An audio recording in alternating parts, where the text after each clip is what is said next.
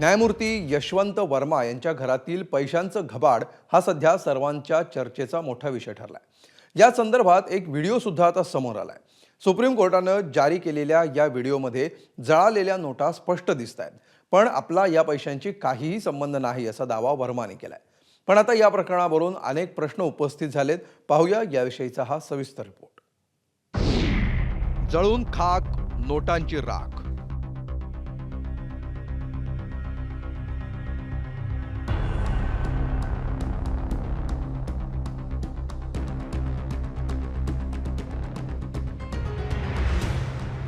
जळालेल्या नोटांचं हे घबाड आहे न्यायमूर्ती यशवंत वर्मांच्या घरात सापडलेलं।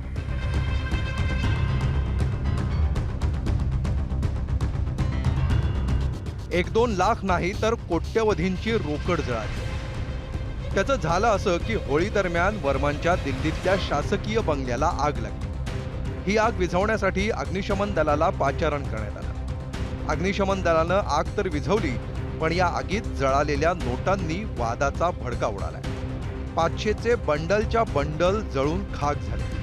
सुप्रीम कोर्टानंच हा व्हिडिओ जारी केलाय।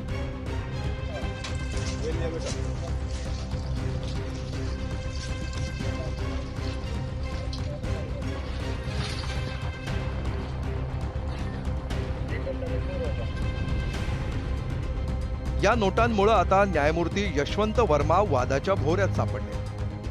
न्यायमूर्ती यशवंत वर्माकडच्या रजिस्ट्री सुरक्षा अधिकारी गार्डची माहिती देखील सुप्रीम कोर्टानं मागवली आहे।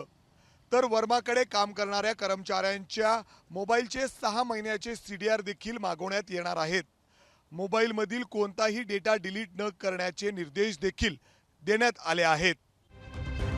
जळालेल्या नोटांशी आपला काहीही संबंध नसल्याचं न्यायमूर्ती वर्मांनी म्हटलंय, पण सुप्रीम कोर्टानं मात्र यशवंत वर्मांवर प्रश्नांचा भडीमार केला।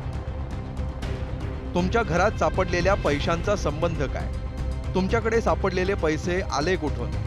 15 मार्च रोजी जळालेल्या नोटा काढणारी व्यक्ती कोण? असे प्रश्न सुप्रीम कोर्टाने विचारले। दरम्यान या प्रकरणावरून संजय राऊतांनी थेट मोदींनाच टार्गेट केलंय। अब चीफ जस्टिस ऑफ इंडिया ने एक 3 मेंबर कमेटी का गठन किया है। जस्टिस वर्मा के घर में जो कैश मिली है और कैश को आग लगी है, कैश जल गई है, वो एक वीडियो दिल्ली पुलिस कमिश्नर ने भी अपलोड किया है और चीफ जस्टिस ने भी अपलोड किया है। तो बहुत सी बातें सामने आ रही है ना, लेकिन ये किसके कार्यकाल में हो रहा है? न खाऊंगा न खाने दूंगा कहने वाले नरेंद्र मोदी जी के समय में इस प्रकार से हमारी जुडिशियरी में एक जज के घर में इस प्रकार से 15-15, 20-20 करोड़ मिल रहा है। लगता है कि एक दिन की कमाई है।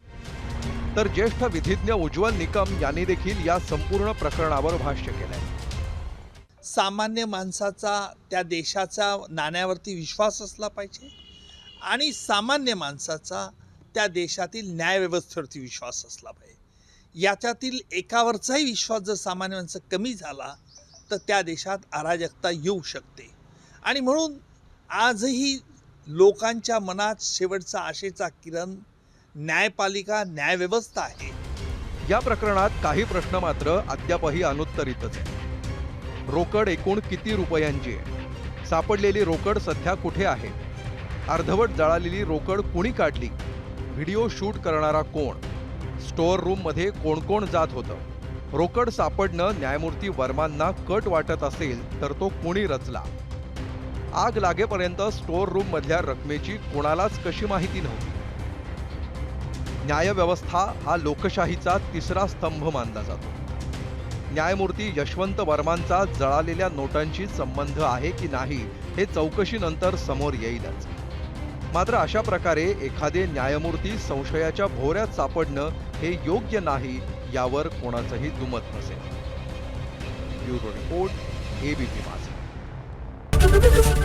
ABP माझा, उघडा डोळे बघा नीट।